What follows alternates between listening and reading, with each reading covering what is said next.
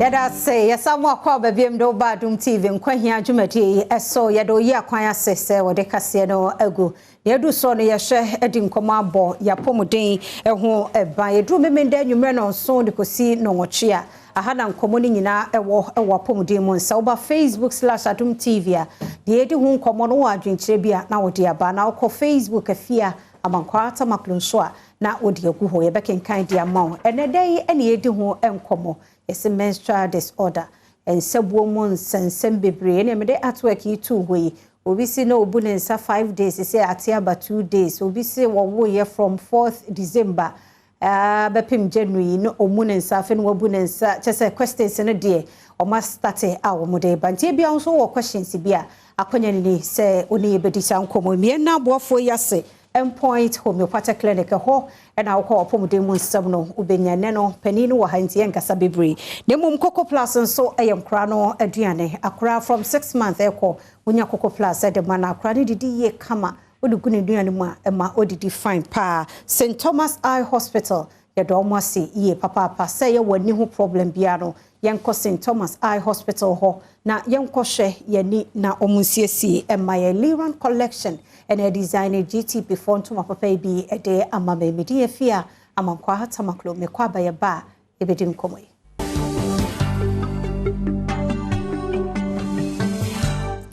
medas me samwa kwa ba bi me Adom TV Nkwa Hia na ohwe no medas papa ene me wo Dr. Duboaten e wa ha Endpoint homeopathic clinic na daroma eba menstrual disorder ne ema yenyarewa muduwo no a ya no oboa ye mpa nti anwumrei akonya na base ne bedi nkomo afasa nkomo ehu na ne maame ba ko bi say me doctor na aba no ma bene wadwumrei ye chia wo so TV na ye star bi nti de omu nyina ehwere wa hwe ne so match wo nya ho nhye be so hwe live on Facebook I share on Facebook nti Dr. Duboaten mo akwaba na bibi aboko de why is sweet oh me da say Ghana man nti that's right me da say papa na dwuma mboko de nyankopon adaroma bibi ekoye fry kofo afeo yeah, I feel cerebral palsy. You go. Sorry, this week, episode Thursday, na your Auntie Benedicta and birthday. Oh, okay. Auntie, Ma Benedicta will draw. You will show a happy birthday. Do be later, Menstrual. It's Doctor Abba. But don't cry on so man. So my feel pass. Cerebral palsy for so my feel. Aha. And see, dog and ne. We see in cancer and menstrual disorder. As en sebua enche da nyina yie se metiase yie pa yaka se eyeda na yebeka se oba nsebu enche da nyina yie menstrual disorder na eyeda na eba yo medase first of all no se yetiase se oba menses ana se yaka se oba ubu nsa bosomi bia no a I don't think say enye ade ye punishment yakopon de ato am oba ade a ekire se oba ema wo ye sonko ena ma oba ye different from obema ekire se oba every month bia bibi koso do have menstruation no a ye ka menstruation na first of all no ade a oba bia wo ye oba wadu ni puberty stage no also onya ade ka ne menses also bu ni nsa to oba du ni mfie so de betimi akomense ana de betimi ma oba no ehunu se wadu mpempenso bi a obetimi ni bema ana bema de ne ho ka no obetimi anyem no ade e marke sa ade no e be ka ne menstruation edeti na marke sa ya ka menses no a bosumi bia oba otukusua e be ka se ovulate na ovulating no e na ma oba bo so obetukusua na kusua na woto no bosumi bia yakopon na dwen pomu no waye awode no in such a way say bosumi bia no prepare itself anasa awode no esiesie ne ho se ebe receive abode foforo eti bosumi bia no wawode mu no ensamu ye beka na se lining ebe se awode nim chese de akire nyina ne se a prepare awode no in expectance as expect se akwala betimi aforme ama aba awode nim wasiesie mu eni ntisa bosumi ne so na se oba no wa mu nsa bia oba no ne be ma nhia ana se woni be ma hia na be ma bia ni hu nso kwa anya papa sansemu no wo se eba abonten ye be ka ne se menstruation eno nti no hu se menstruation e ba ade e man menstruation moja eba ene se ensamu no a ewo oba awodie mu no a prepare no a akwala ma betomu no eno no for me be 70 to 80%. Ena kosua no oba ne to ye no a be man fa ne hu nsuo ama meka no eno so kabom na aba out as bibi e beka ne say menstruation. Eto oba bi obu ni nsa bia no won kan hu say that month na obu ni nsa no chese a refresh system ni mu no I say a cleanse month we dia na besene anya adwuma bia enti na prepare for another month. Eji say so far as ebeto aso no oba na nye ready so obanyem no bosumi bia no obe cleanse system nim bosumi bia no o cleanse system nim enti ema oba ye soronko na momo no sa bosumi na o cleanse system nim no ena abenya bibia kan se menses na menses na wunya no eni kwase kofa wo haw ebrewo menses no enye punishment ya nyame dia to ho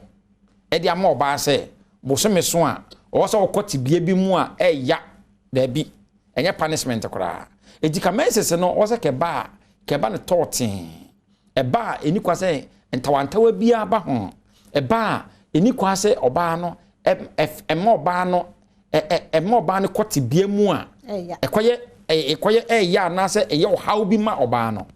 eni nti se o menses no ekoti bia bi mu na afia kwakoye punishment for you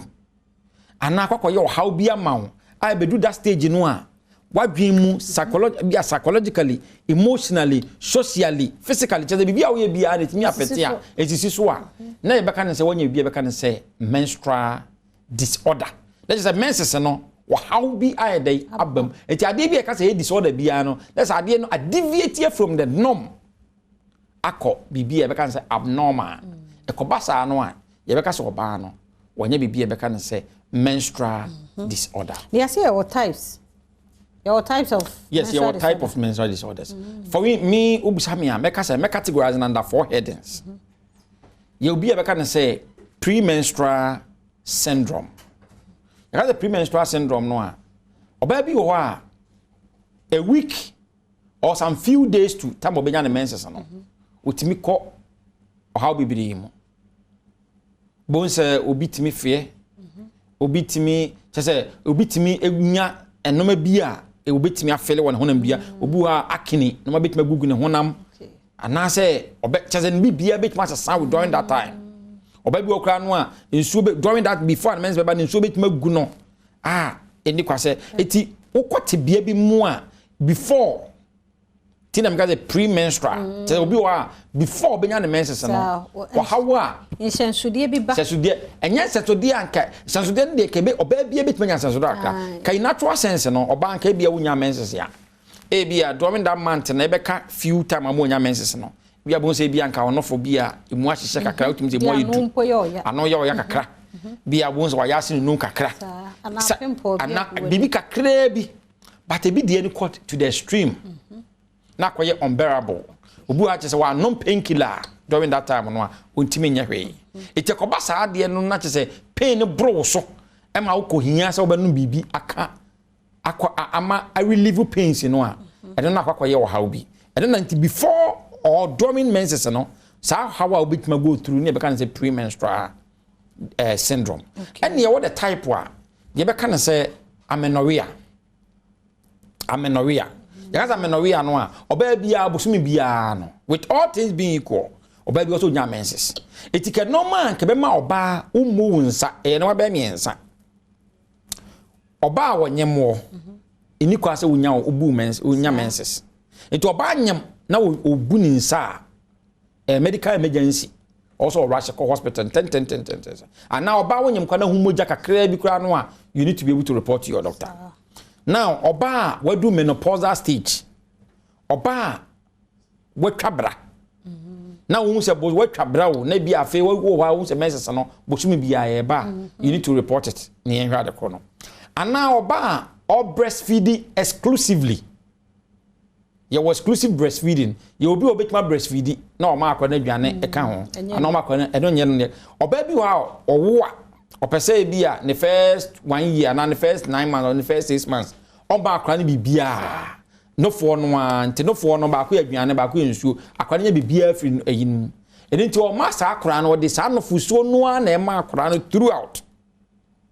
eno no sa oba sa no there's a likelihood say obetimi kwatena say not during that time no na onya ne menses eni nti we empanyifo no a ye na na mo a botwa mu na time na contraceptive ni ho no ade ba ko a na timi bo mo ho ban e ma mo obetimi nya awo mu space anase teti mo ba mu no ene sa ade no ono breastfeed akora no a na bo so obetimi ko school ba no abeto no for aha ti during that time no both say man bebiri no a no ebi wo ha omuni nsa eno ye normal na mum no sanya no ma miensan nye se oba wo nyem nye se wadu menopausal stage enye se wo breastfeed exclusively a boso me bia no with all things being equal also wonya menses ente kodum pempenso bi na oba na betima tena se boso me miensa boso me nsia afe baako afe mienu edu na oba ni nya ne menses ya ye beka se wonye bibia beka ne se amenorrhea so na amenorrhea no akwa na ye beka ne se you mu two types of amenorrhea ye will be beka ne se primary amenorrhea and secondary amenorrhea. Primary amenorrhea no oba bi wa ideally no ene kra de bo se oba no abroso a nke bi 13 years ye lifestyle ye dwan die ni bibia ni nti ko banka abroso a bi 13 years no o se ko bu ni nsa obi betuma tena se na bi abe 18 20 25 years no mu ni nsa kwa o si so yes e bitimi wo ho sa e no so sa ba mo ho no obi wa mu ni nsa kra da ene beka say we do time also bu ni nsa we mu ni nsa ene beka say we nya bi beka say primary amenorrhea ene ye was secondary amenorrhea no e ye oba ha wono o si suo no obu ni nsa bosu mi bia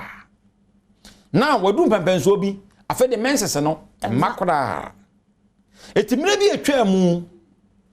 be 5 years ago 6 years ago 10 years ago no obu ni nsa bosu mi bia ene wadu pempenso bi onya nu menopause eso so bosu me ne so a wono so awanyem bosu me ne so a wo mu ni nsa na akwakoye secondary amenorrhea so that is the difference no eno no wo ho ene ye wo the type we be can say dysmenorrhea you got the dysmenorrhea no a eno ye oba a onya ne menses no a onya unbearable pains ana obitimi nya abdominal cramps na ne tutu no aje se oje ne ho anye obitimi fe je se edu ho no a se wodampa mu ontimi nya hwe yes na kodu that time no a na che se eno so eye another type of menstrual disorders ni bi ene ye wo ba ko be kan se menorrhagia oba ubu nsa moja na eba no ini kwase eba no boom boom boom boom boom boom boom so ubu nsa na yes o se eba wow mo se wudim se de moja na se de eba so sa de eba na ekobro so a na kwakoye hawo eti under amenorrhagia no obi de ne betima ba the normal time also banya ne menses no obi ara ne menses wo so nya ne be 5 days obi de also nya ne be 6 days 7 days obi timi ne de timi ko broso na obi nya ne bia be 2 weeks obi timi nya no more than bia be 1 month continuous na obi ni nsa e yo how disorder ene be ka say no ne menorrhagia obi so de no e betimi aba e bia be 7 days and 10 days but wo hu se moja na heba no e ba no boom boom boom boom with clots ama sa oba no one hour bia akra wansa no ho obese ne ho ene so aye problem eno so is under menorrhagia obi so de na betima ba menses ni ntwa dawo ba menses ne ba exe de moja eba ye de nsuo afram as aye diluted wa hu se moja e ba ka moja no ba moja e ba wa hu se nimu no krojen ko kama o se bo so me de menses ye ba correct pa obi so de na de ye ba but moja ne ba aye se de moja wo na bia udi nsuo agumo dilute no very light wo chese card ye kura se kwa hu se moja da bi ekoba sa no so e fole anda eti we mu nyina no ekoye disorder eti ni nyina akoye how ye dey etimi eba mekwa oba eti do we mu a under this four headings ya premenstrual menstrual syndrome, menorrhagia, amenorrhea dysmenorrhea ni nyina no ayo hawa etimi ba oba tam oba nya ne menses no otimi hawa otimi nya Dr. Duboate na yede ne di nkomo e won Nkwa Hia soro na menstrual disorder sare wo bubu mo amaya atie ne de se wo problem bia oni bebia wo gina sesi a ne nkire mu no so mu da ho wo ye de wo bete ase na Joshua ya atieku. Can a pregnant woman be menstruating? And what is this condition called? There is a doctor here knows see and it's normal. Enya normal, but no kwa nikwa so wotena sekra. Se Nkwa na se ohun sa de na o chena fa na hospital. Yes. Enya normal. Oba wonyim bia omu na nsa. Nikwa so obuni nsa. No. Sa anti Joshua so o bisa question na ma o yere de ane no. Enti no oko Facebook/Adom TV ayo hofa questions ni nyina gu ho ye beken kan de ama on said ye bi de abafia abankwa atamaklo no e hon so ye beken kan de ama menstrual disorder e ho nkomo e na ye die no Asana Mohammed wo brekum e na ohwe en live ye da se papa ite salasin so e hye insuraba 18 so e wa ha na Joshua ya watie ko Korea donko se nyame hira ye nyina ye da se papa Mame nkomra na ye mehwe courses de disa menstrual disorder si e banka nyame aye ne bibia kama nti de pa na ebesie ama ohawe aba emaso mekwa ba ye ba ye betwa so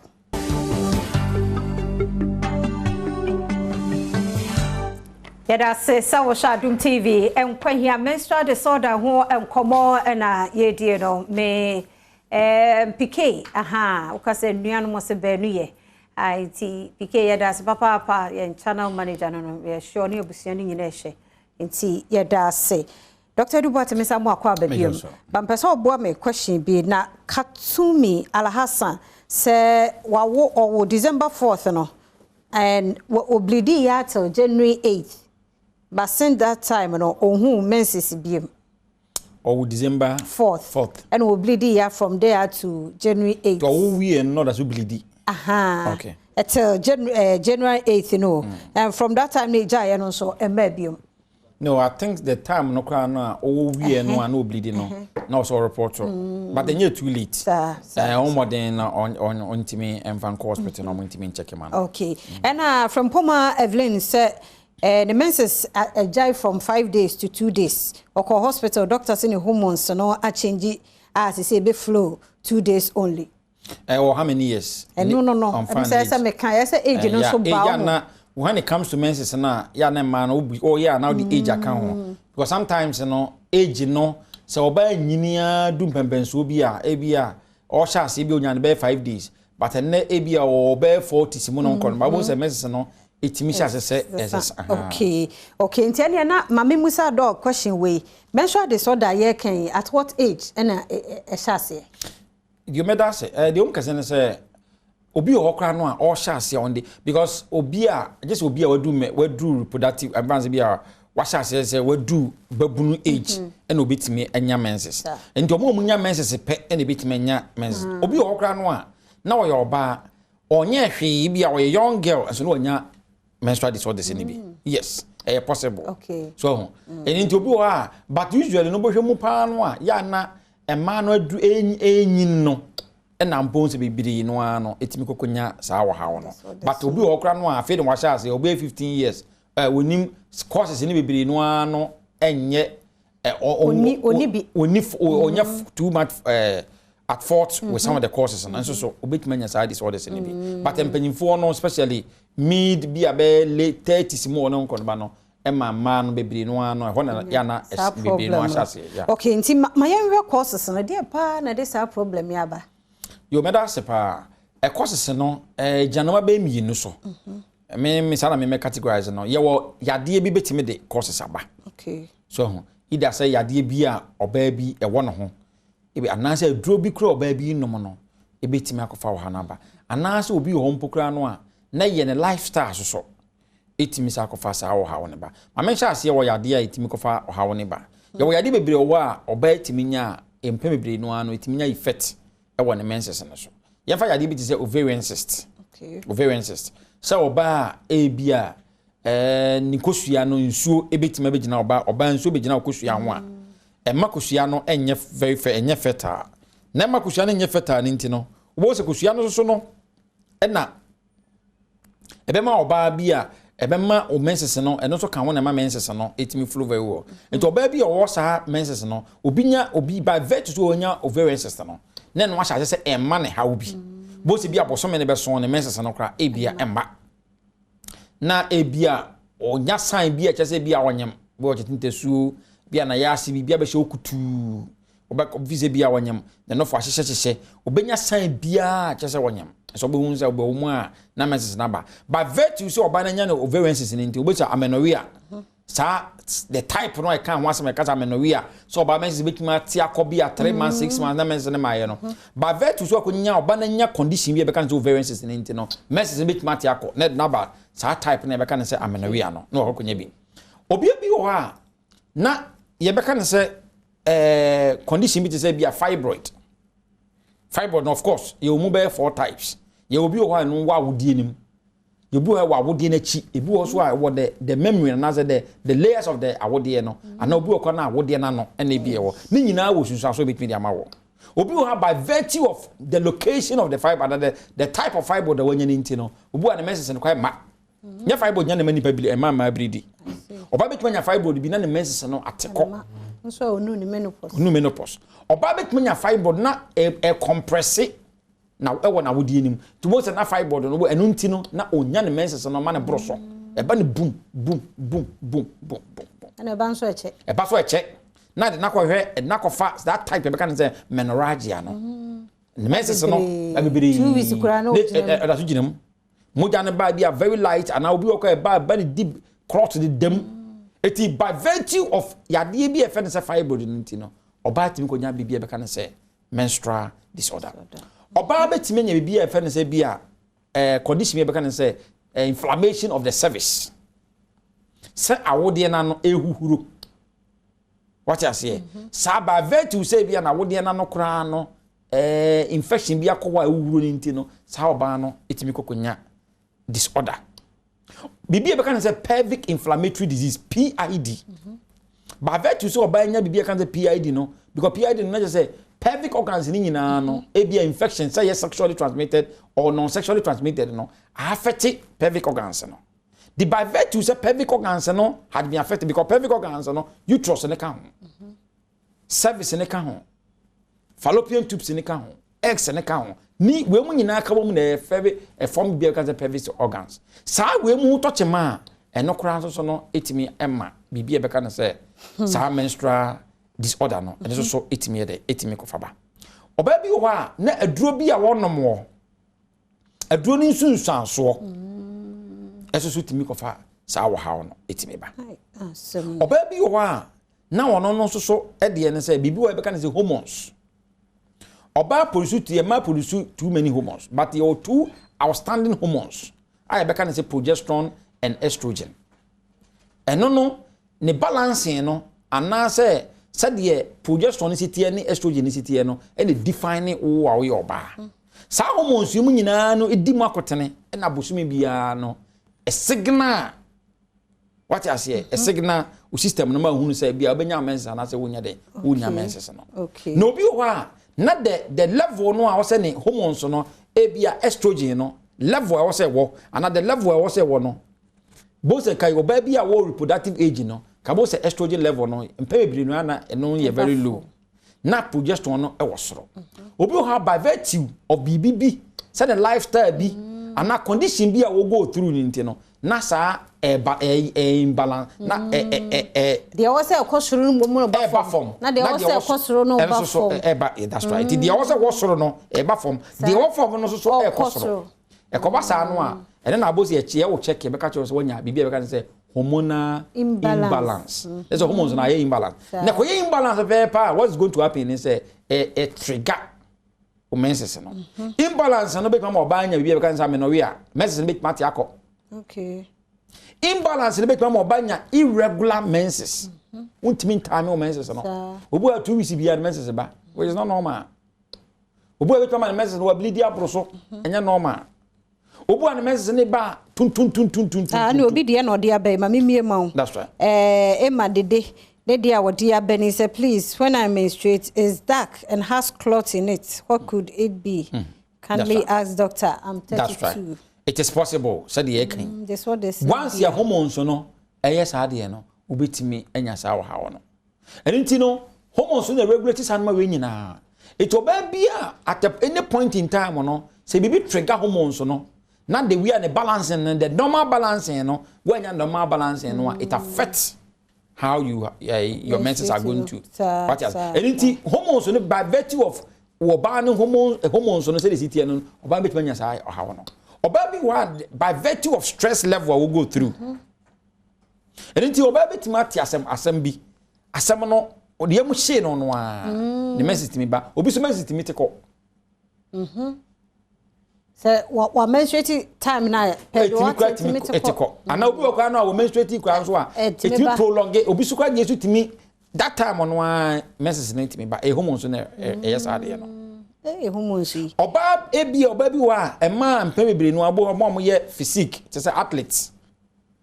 omom bi omutu America bobo ana me fan say omo e ma e bi American say forces work say police work ana say police service ana say military any sanoma no during the time kwa no mo go through training no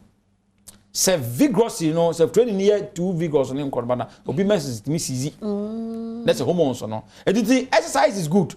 but oba exercise man bro so a and so kwa so to me trigger we eating habit exercise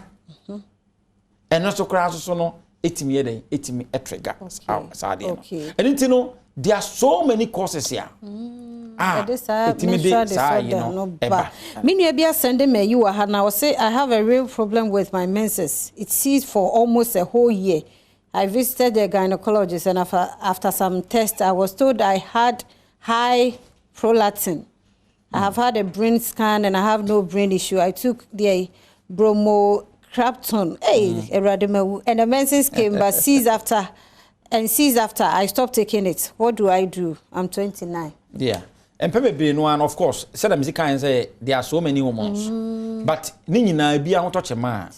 How to me. But of course, me sure say so cost no any doctor didn't come out. Obet much and say you a quanya vessel, you will do a bit me ma hormones the air balance. And a timi so no say yes be a or no crano ebia on one lifestyle question as because we are ebia nsanu bebre smoking we mu nyina your lifestyle can once no obi onya kwa ni di ni nyina timi affect and nti no o sia doctor no na so check hwe na wo hunu say ebia a lifestyle a obetima aboa no a shape the lifestyle say nya lifestyle no so o na duro a betima regulate the hormones no so a and so etimi ba duro a betima regulate I'm going to me either. I'm facing the same problem. At first, my period flow for 5 to 7 days every month, but for the past 1 to 2 years, it all flow for 2 to 3 days. And in the night of the 2 or 3 day, it all not flow till the next day, like 3 or 4 days, and then flow around 10 a.m. But my menstrual cycles is normally 25 to 28 days, but last month it was 24. Is it normal? Yes, on the no condition me no. First of all, no say the menses no swat. The number of days I know the menses no. But the make catch baby and say before because be a normal no. Won't mean for a drink and kasa be a normal. First of all no. Also here we see doctor. Hospital. O check hormones ni check what would be any more. Na say menses na swat. E be only 5 days, so about 3 days ya. Doctor make catch say e normal. Obi so wana na the swat no na ye normal. Na hormones no woman na duro sia na say bibi na ekọ sa de no woman na duro sia na correct at the corner course sia e correct we abo say any part say no obesa go back to the normal time onya na menses no and now with the osaka bibi about cycle say the cycle dey 28 days and na e be about 24 days of course occasionally some month be ho it me back earlier than that obi betmanya no be about 2 3 4 days earlier than that obi so betmanya no be about 2 3 4 days later than that ni nyina no hormones no regulate sa de no there certain month bi okwa na bia when nya kwan ni di yi e betmanya effect e wo so there certain month bi okwa no a bia our stress level no was very high it me trigger some of these things so na mo say to aso de a na nipa do obetima ye dey obetimi akọ hospital na ya check here say anya bia wo cycle no e normal say hormone na asesa ama cycle no asesa saa no ana eti o how bi animu ana na so wo de no how bi na aye ahya ase e ma saa de ne ba because time bia oba bia no hu se uchima no ensakai beba mu no you need to find out why it is so because bebre no ano e man te se mema na boso bema bi wo a ne hunsuo ne nya papa kora no a ontimi bibia ne we bi ebedia dance especially wo no oba kora ndeti a ebe no hu se ne hunsuo no but oba de am kan se mo ye special ne se e che se o how ne ba e bokoko e ma wo hunu tina wo hwemu a when it comes to fertility no a e ma ba hospital more say the mema eba because mema no obi wa wo hunu ke tell say ono oba na pa wo no a e ma no so me ba hospital but oba de obo hu se uchima mu no ti obanya obetimi awo na wontimi nwo a ade ba ko ebedi ebeda sonko kese pa no has to do with your menses. Okay. Said you see me menses and now oba wo nya menses no ya na the likelihood so betimi awo no e very low. It menses no it signifies a lot of things. Okay. First of all, he's telling you say oba wo nya the menses no regularly no. It is telling you say about there's a likelihood when you test crana there's a likelihood to say sa oba no 70% chances say obetimi awo. Wonya the menses no enye 100% chances because by betimi the menses bosumi bia so awo no emba. So the mere fact that bosumi bia wonya menses no and does not guarantee say dollar na 100% chances say obewo. Nemo is about 70% chances say obewo. And oba wonya wo menses no there is about 70% chances say so one correct say ade no na 70 to 80% chances say one correct say ade na nyin se na makora. It is a wonya menses no a there is a big problem. E 70 to 80% difficult pass obetimi day obetimi awo nemo it doesn't guarantee you say the mere fact bosum bia menya menses ni ntino osusu obetimi awo osusu there can be some friend say problem bi e wo a ebisukwa na bia e ma wontimi ngo but it's better say bosum bia no oba obetimi anya menses obi e kwasho dia beni say the sister experience menses problem you know otimi menstruate for 3 months na say jai whole 4 months e mabium and also enye normal so when na cancer and na cancer amenorrhea no wunya menses no be 3 months 4 months ama busa mbe akwahia de bia me busa won say so ofi say normal busa won say that time no also wunya menses na wanya menses no emoja no we efa na koye where is efa na also eko busome no also cleansing system no cleansing no moja na ama no what the simple question and find the war so you need to get worried once you won once you no menopause once you nyese wo breastfeed exclusively but some bia we nya menses ya it should be a cause of worry to you. You need to go to hospital and find out. Okay. Some questions in the brain no be away here no le bon so hospital because or your party or their bani say ne dia na say about 3 days instead of 5 days. So your party na o see ehunu ni date because waka say age kura santa wo nyini a. And no crash to me sometimes to me decide or how. Na yi for die ni say have given birth for 9 months now and I have not been receiving my menses. Onyane menses after all you know yes sometimes so why exclusive and yes and ni nyina no say nipa we ba hospital sometimes these are some of the questions that you may want to find out ebia na exclusively no and obi wo kra no a e mani bi unu say mani bitimi etimi ye family planning just after menses na nrefi that time no wo ye no no ebia doctor bi ka jen yetimi ebia awo person ye no etimi ye na bia nrefi kra say wa ye sa wa ye sa de no and ntini nyina ye questions ya obi ba etimi ye etimi ebusebusa no ne momo no obi ho we ba kra be check no na bia 9 months no kra na ne de no mo say bi mo natural family planning thing no ebetimi ba obi so ho abo say no be check no kra na bia o how bi and this you know when so 19 years or menstruate all right manti bia baba na funu kesia na ye onyem nso o menstruate the normal bosumi bi o menstruate ba na funu kesia na ye onyem or 19 years well say ya o how be bi ho betima mo ba ayase ana yikutu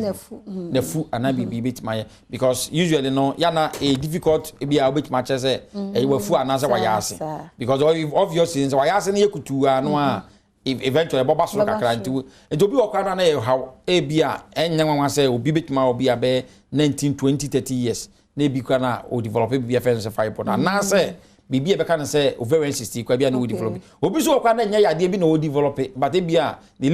eating habit no so because once ya wo consume too much starch no so obviously no sa areas ni nyina no e ma utimi put on it is any part of no betimi etu anamo akọ hospital I mean a simple a matter of just simple scan bi keke na doctor na timi testify who say oh bibi o ho na bibi ni bibi ni wa na wonto afu ye kase na say wa eating habit no at the time kra wo didi no na na bia wo hwe na correct okay na de brofuro dos ho ha ya na mintimi nka ni twi ni direct but we e de ne say ne menses as easy for 1 year abra offer contraceptive now okocheke amenorrhea scan everything was intact but the other one was the ovaries. It was possible bilateral polycystic ovarian syndrome. Ovaries. Can the doctor explain it for me? Yes. Polycystic, you know, you can say polycystic no and no so a type of a cyst ni bia. Obu an say ni nsuo no a e wo ni kosua ho no. You can say poly no an say e more than baako. Bi esi e wo na yi ni kosua no. Eno so ya de baako a isi e ma wo ho kwan bebre. So ho. E ma no obi wa say the science ye kan obetima na yaze betima ekutu ni sa na ma no obetima fele se wonyam nanso nyinsen bia enye de eni wo but for instance ya na when it comes to contraceptive no e good say e boye ma otetewa wo mu no nkon ba but ebi wa na particular one bi wo a hospital be ba obi betimi the particular one bi ya ye na particular one bi wo a na e bia na emwa wo no you need to report Emma okwa omutimi sa aye de esesa ehwese obi a wei enye mawo we na ante bene wait o se mesanche obi wo kan se no akononkora oh yeah okay on the contraceptive ready yeah no of course so we de be ye wo no de be hye wo no sa anya mawo a ene kwati be the menstrual disorders ni bi ba na momo no the moment ya wo be ko hospital no na wa be report no omutimi sesa etimi de mawo a obetimi anya wo type a ebeboa wo particular tinka say fia ye age no nti mizumi ko e de that is where the mistake ni ba no bebre no ano e de omutumi ekoto ebikura ekoto nom which is wrong ana bebre no kura no hwe bebre no abi mu use no a omonnom saa na mane bi na akofa wo hawo e de abre omo because obi wo a woni be ma hia wie e na akopɛ saa ni bi akokonom ba saa no na ye kokonom no e bia nya na dwumadie no so emergency ade na yakaza eno emergency one no but obu ha almost a day bia ene week bia o use emergency one month bia on the o use akoba saa no a etimi ma wo menses no etimi trigger no hormones no etobu ha wonom saa de no wie no anka wo expected menses by 1 week time na menses na teko enti no se ye pese ye family plan no a good na mom no o se ye the unit no a omo ye solely responsible no me ye mfa ye pe enka say bia ye drug store nya koto sade eno no kra so e ya ade ba ko ye one of the main causes of ade be kan say menstrual disorders ni bi enkomo na ye de papa na ayi incoming youth organizer hopeful yensua no constituency ye prince Aboaje Sechi my group member no o hebi nti yensua no fo edu ho a youth organizer papa mon fama prince Aboaje Sechi on tomano ya o medimoni mo ya de se o ye MC mane ya kono ti adwuma no nim ye youth organizer papa enkomo na ye de na boafo yin so adaromenti e na wanya kwan waba Facebook a wo share live on so odo adwenche no ba ye na wo mase endpoint homeopathic clinic yes a doctor na wo hande otimu se ni wo mutenete ye wi a doctor number mo se mo bi se de be mamo na Coco Plus nso ye nkra na aduane from 6 months we wie no man Coco Plus ni bi na fagu na aduane mu Mankura no mudidi ye fine St Thomas Eye Hospital wani hu how bia no yenko St Thomas for ho na omumwai ye nyi nkrato ye ba e beto yenko iso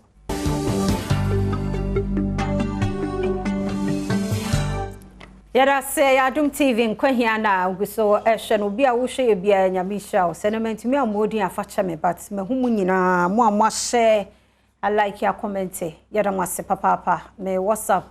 Mamo ho nyina nyame enhira me ba Adom TV Facebook a questions ni bia ba begumu a mamni kan enfa bi ma doctor na omwa me kakra oba bia sande abasa na mame wo 53 oda so menstruate pa heavy flow ye pa normal well mint me enka 7 metu ya say meka say bia normal na say normal but also it tells say sometimes no oba bia no averagely no oba 35 years reproductive of 35 years reproductive 35 reproductive years sir and intino say ohwemu a e man bia ebia oba nya ne menses ntemo a the likelihood say obetime twa brantem no ya na wo and obi also a se ne bra no so amantemo a ne de no so etimi eden etimi eche but ni nyina mu 35 years obi didi ye no obi lifestyle na very good one ne de no nti na obi mu in fact me hoyi for instance ye obi of 50 years ya wanyema wo what you say obi so betuma nya be 45 years ono so na wo ho aitima eden ama no eti ye na individual no aye involve no ya ade a ebia bibia omo ye bia omo lifestyle omo aduane die mu ni nyina no etimi influence ade no edinti no obi betuma nya 50 years no we twabra we do menopause obi so betuma 53 years no so de kan na wono so wonya ntwabra eti no wontimi nkan straight ye se da ni age bia da ho because obenya this age dia also we dey utwa oye but of course with all things be equal there you say with all things be equal by 55 years upwards in there that's a bretwa no no okay enti no ba ko bi nso e ba ye but ko facha me okay obi say wonya 42 years for the past 2 years ni on menstruated enye normal also Rasico Hospital yes any kwazo otana hon kra 42 years enye likely say we do menopause so a menopause kwa no at that time kwa na bia kwakoye premature so na akwaye premature ade be premature bia so no enye normal and nti no say nipa kono Rasico Hospital na check ofofro so die no 26 years na ne menses no 3 months bia sesa ebi wa baba 30th ebi wa baba 29th ebi wa 28th and as a first day of the month and eba and also yes sanoma no no it doesn't interest anypa no problem okay because you see also at say nipa dey ha say ogina or tibenim na mebusa na questions ya ka mebusa say the cycle no say obu ara na cycle no e bia na 28 days 28 days bia obi nya obu nensa bosumi bi o wa mfanza say unya month of February and na unya menses on the 1st February e bia by 28 for no betima bu nsa okay but March mu no o kind from that you know ba March mu no a e bia o say bosumi ni bi o ha e 31 days bosumi bi 30 days enti no obi wa na bia bosumi bi unya na bia by 28 days ya bia unya March unya na by 28 days na unya mfanse unya na 28 on 28 for there's a likely we say the coming month no ebia wunya the same day and nti no yen say that news say bia bosomi bia aka say be man bosomi bia be nya on the 5th be the 5th bia o be message na be do bosomi ya no 30 ya do be there be day and nti no ya na no na ma saa ehi no etimi ba okay nti no ya da say papa dog me enhwe symptoms na obi abusa question bi wa ha o say after my menses, I feel abdominal pains. Times I can't even walk. No, nina so normal because they said music from the beginning. No, any quasi pain be a bit mabano, a unbearable. Any quasi of feel say pain be a bay or how be a diamao. Once ya, they will go through no acquire how be a man. No, so Rasico Hospital near the chrono. Okay, in Tiamra symptoms so. Yes, symptoms of menstrual disorders no. It be depend the cause no this disorder no eba. And until say we say we na say bia ovarian cyst na this how na eba. Say ni pare say ni menses beti matiako. Boso me bia no ebe so ana say during the time bua na menses beti matiako obefele se wanyam. Otete suo na ya se ekutu ya se bi hye na ya se nsuo betima gu na ya egu na se e de sa wo ni nyina no na ono no de no ana obi okọ oni ni kunu kura hia because coitational pain obetima ti pains are unbearable ni nyina nso so na te se no ye and obi so ha say fiber na de sa wo no ba ono so obi betima bleeding more profusely obi bleeding so betima prolong e betimi obetima flow for very long time and obi so de no betima ba in a scanty form and I say hormones no and imbalance yesu a both obi wa both in the menses na eba and so no man regularly Obi menses no within 5 days onya menses no and the whole day onya menses. The next day na menses na say eba. Obi also na de eba no bo say animu tum tituwa bi na eba in the scanty form. Obi ho na de na eba no bo say animu no I say brownish and I say dark I say cloth to be I say twetwa na I say you know chesa what I say ni nyina obi so science ya on to benya obi so de no say o how no de eba no bu so ayase bitima ye ne ya a won't me hwe obi during that time no obi wa obefe obi bitima fit throughout obi wa won't me ni di eti empebebre no ano symptoms no ebegina or how potent another cause of the problem no and empebebre no ano bo se ya na kofa bibia kan say and obi wo yibi kakra bi abo so abre odidi kakra bi a na ahye ne so hu ni nyina no etimi okoye ohawa etimi eba emre no wo ye ni na esu ye ba be hwe complications no na happy birthday Alpha Deborah Ampem Diodu ame ya ma next week your birthday nti ye sha se ne Alpha Ampem Diodu Alpha Deborah Ampem Diodu o papa Diodu say I wish you a happy birthday in advance. Michelle papa na unyini be ni petitu e wo memu yada say na dog me have complications what untreated menstrual disorder. Well the how kesi a betimi di abre wo pembibiri no ano egina say oba no a wo sa disorders no se kan ho a onhwentu ase no the etimi di banese etimi kofa bi kan say infertility etimi kofa awom hawo eba be hye oba no ana obi wo kra no a prolonge ana time wo so expect time wo pese wo nya wo no ebeba kra no a nye time wo pe na wo benya enti ama no de ana ya de signify clearly no unya menstrual disorder no the possibility say wa wo mu ebetimi ma wa wo mu ebetimi de hawaba awo mu no wo soro pa enti no ye one of the you know another complications and say effect ebetimi nya ni bi ne say once ya wunya sa disorder no it is possible say wanya ebia wo how bi ewo wawodim and reproductive organs in